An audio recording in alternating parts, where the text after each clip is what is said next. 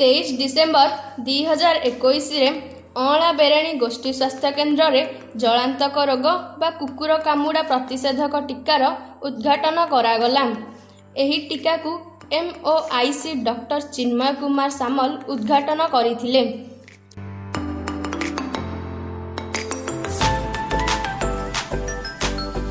प्रथम दिन में 3 जन को एही टीका दिया जाइथिला।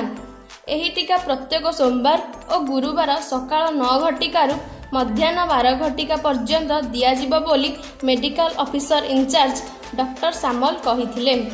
एही टीका कुकुर, मांकड़, मूषा, बिलेई इत्यादि कामुड़ार प्रतिषेधक टीका बोली से कहिथिले।